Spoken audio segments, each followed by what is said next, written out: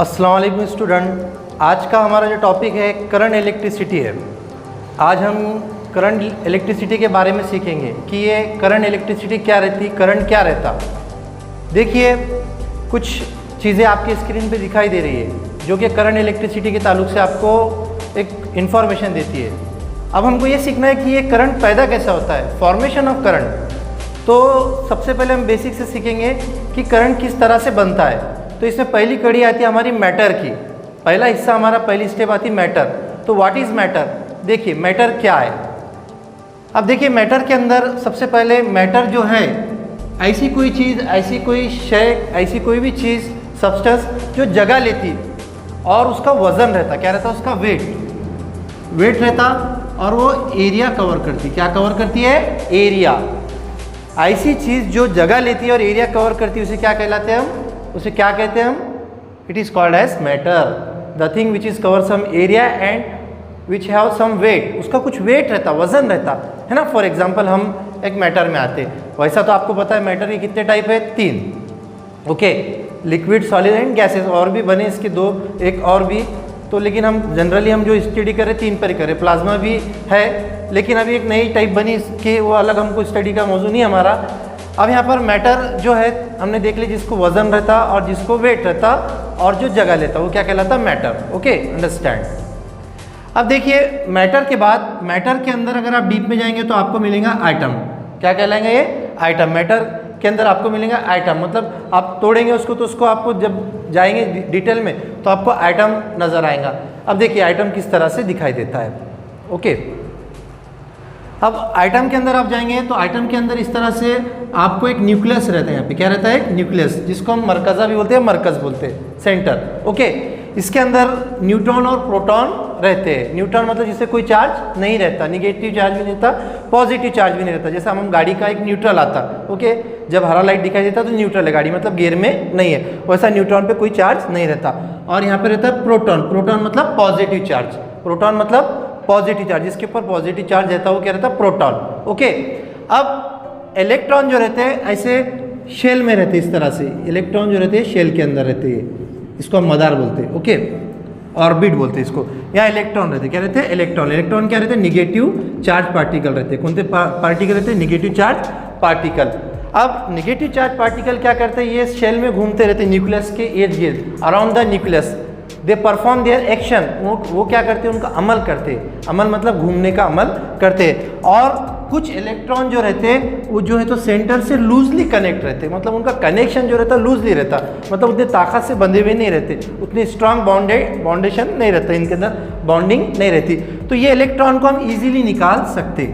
Electron को हम क्या कर सकते? ईजिली निकाल सकते। अब इलेक्ट्रॉन को हम जब ईजिली निकाल सकते तो ये इलेक्ट्रॉन फ्री इलेक्ट्रॉन कहलाते। क्या कहलाते हैं? Electron free electron.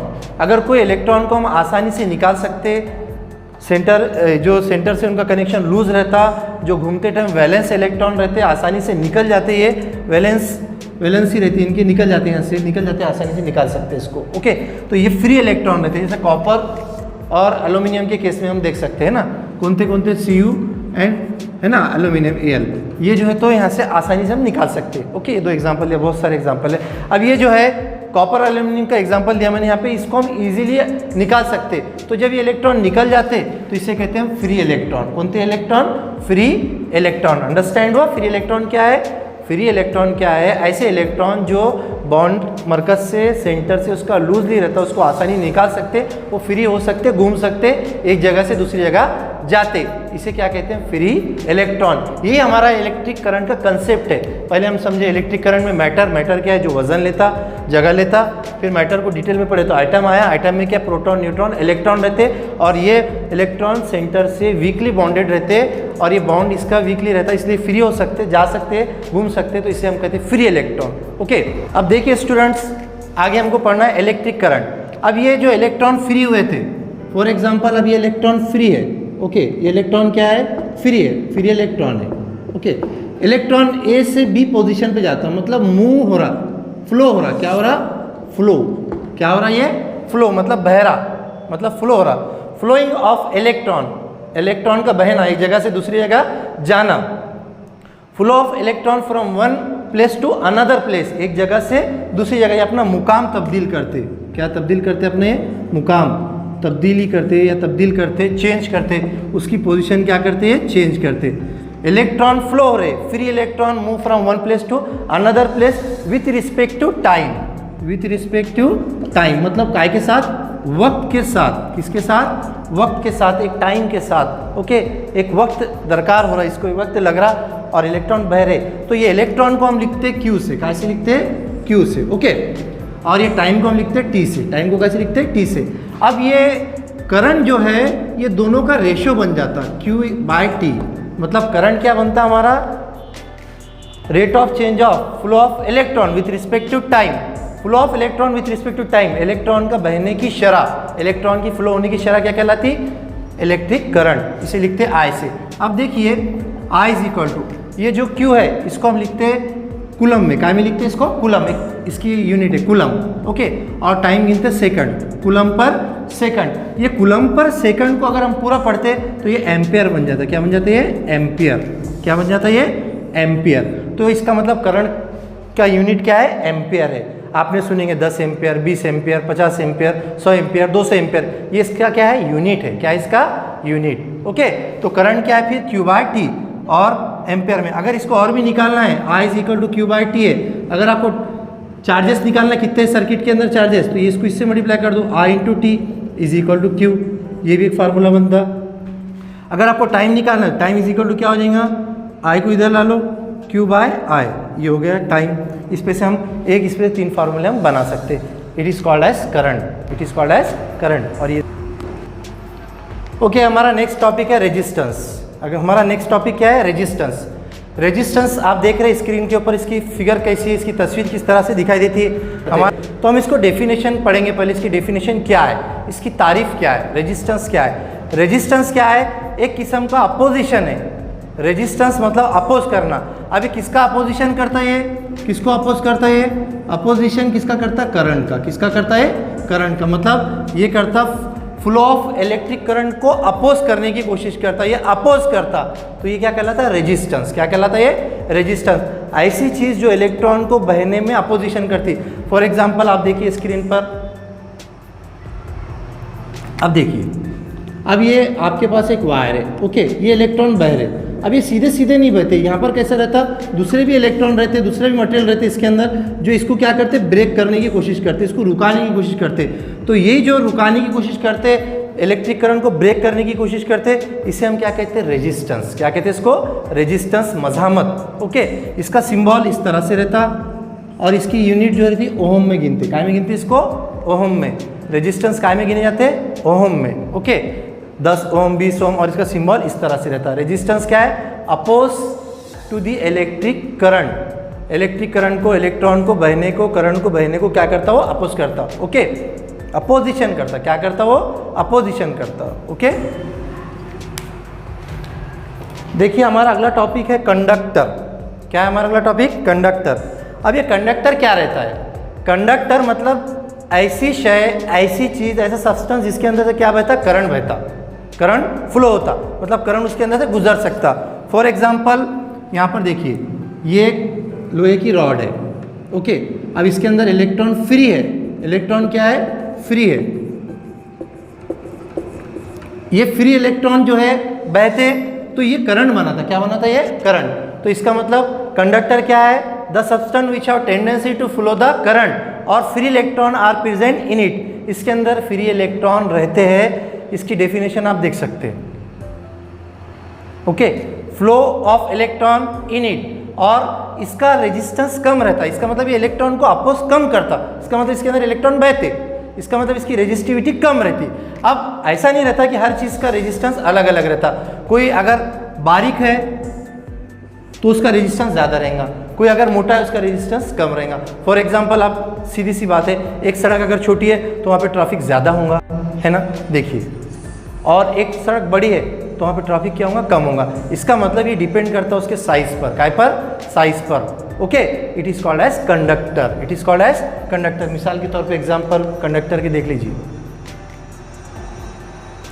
अब नेक्स्ट टॉपिक हमारा आता है इंसुलेटर। क्या आता है? इंसुलेटर। अब ये इंसुलेटर क्या रहता, ये कंडक्टर के बिल्कुल अपोज रहता, जिसके अंदर से करंट बहता नहीं, फिर इलेक्ट्रॉन रहते नहीं। इसका मतलब यहाँ इलेक्ट्रॉन रहते ही नहीं, इसका मतलब यहाँ इलेक्ट्रॉन जो है बहते नहीं, करंट बहता नहीं। फॉर एग्जांपल लकड़ी, वुड, प्लास्टिक, ये एग्जांपल है। लकड़ी, वुड, प्लास्टिक, बहुत सारी चीज़ें हैं जो प्लास्टिक से, लकड़ी से बनती है, वो क्या कहलाते हैं? इंसुलेटर। क्या कहलाते हैं वो?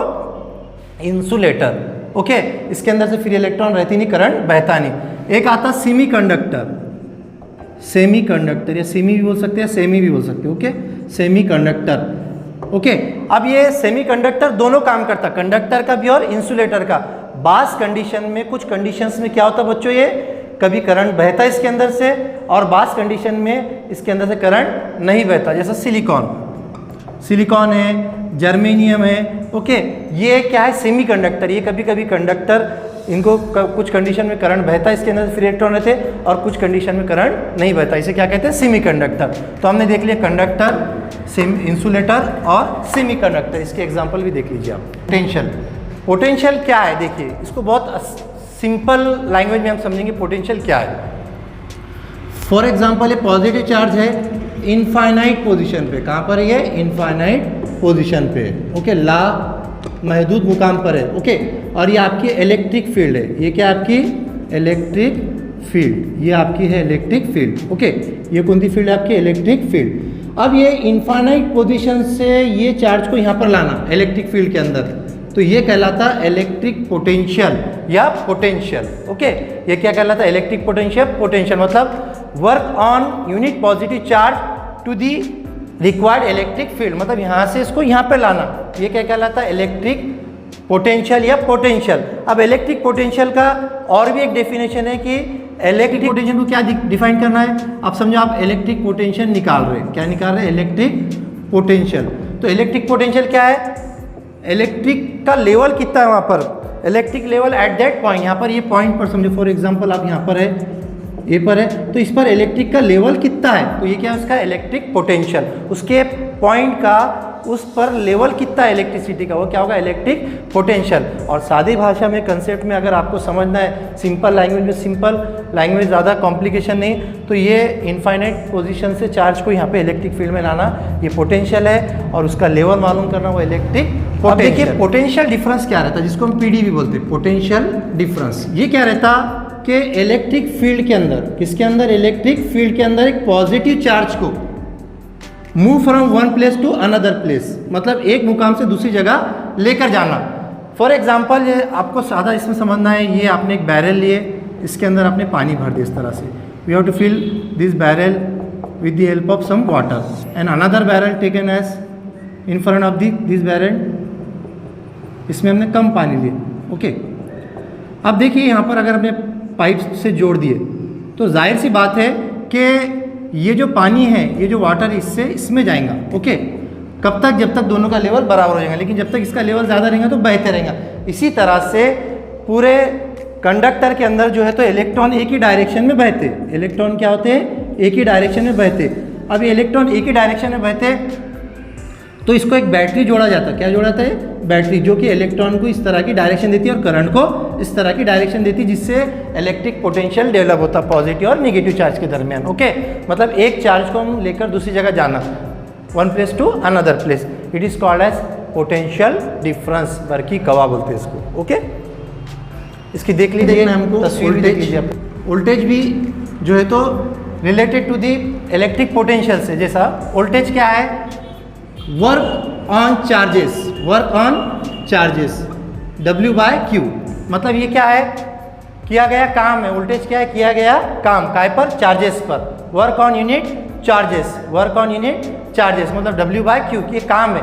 अब इसका जो इकाई आती है V इज इक्वल टू, ये जूल में लेते और ये कूलम में लेते, और ये पूरा बनता वोल्ट। क्या बनता है ये? वोल्ट। ये क्या बनता? पूरा वोल्ट। तो ये वोल्ट मतलब वोल्टेज। वोल्टेज क्या है? वर्क ऑन यूनिट चार्जेस, मतलब चार्जेस को घुमाने का काम, चार्ज को इधर से उधर लाने का काम, चार्ज को फिराने का काम, चार्जेस पे किया गया काम। It is work on the charges, it is called as voltage, it is called as voltage. Voltage joule per coulomb. अब इसका अगर यहाँ देखना है, 1 जूल देते हैं आप और 1 कूलम चार्जेस देते हैं, तो आपका वोल्टेज कितना होता है? 1 वोल्ट होता। कितना होता? 1 वोल्ट। ये इसका फार्मूला है। ओके, इसमें से आप क्या कर सकते हैं, V into Q is equal to W, काम भी मालूम कर सकते हैं। इसमें से आप क्या मालूम कर सकते हैं, Q is equal to W by V, ये भी मालूम कर सकते हैं। एक इसमें से बहुत सारे फार्मूले हम तैयार होते, इसको बोलते हैं वोल्टेज।